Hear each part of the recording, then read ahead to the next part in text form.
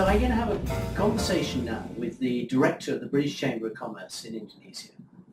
Chris WREN has been here quite a long time, and he's got a lot of experience and a lot of knowledge about what works and doesn't work. So I'm going to start, Chris, by asking you, tell us a bit about yourself, when you came to Indonesia and what brought you here in the first place. Thank you, Richard. Actually, what brought me here was a holiday. I had a friend here that was working for one of the oil companies, and he said, it sounds like you need a holiday with a difference. He said, and he caveated that by saying, knowing you, you'll meet some people and recognise an opportunity. And that's what happened 21 years ago. And you're still here today and still enjoying it. Still here, very much enjoying it. Fantastic. Now, the British Chamber of Commerce has gone through quite a lot of change over the years, inevitably. What sort of size are you now? Well, I first took on this role coming off the board to take on the role of operational director 7 years ago.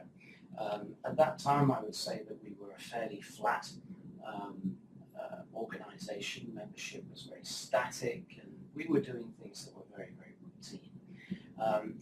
Since then, we have grown fairly significantly. We have 250 plus or minus entities as members, and they are represented by nearly 1,000 nominees.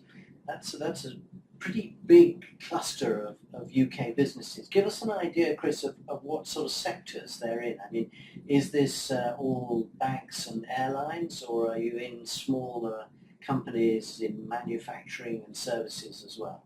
Well, it's actually the whole spectrum. I mean, obviously the British icons are members, so the larger banks, the manufacturing companies, the oil and gas companies.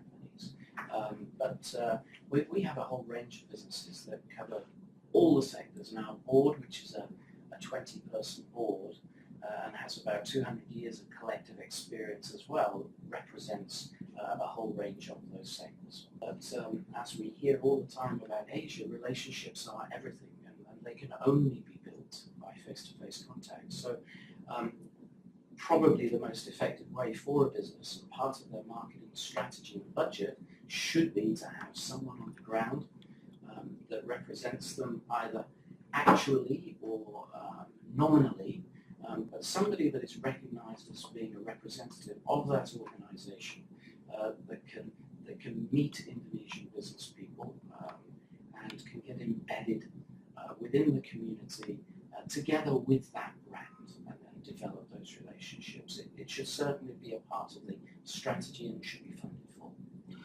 I think what you've heard from Chris there is, in a way, confirmation of what the three individual businesses have been saying earlier, but giving it a broader context and also making clear the sort of help that is available from the British Chamber of Commerce in Indonesia.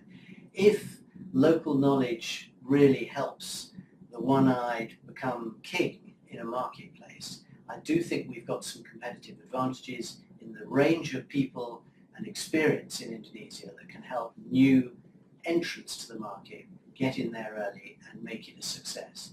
But as Chris has repeated, it is all about getting the right people and the right product and doing your research.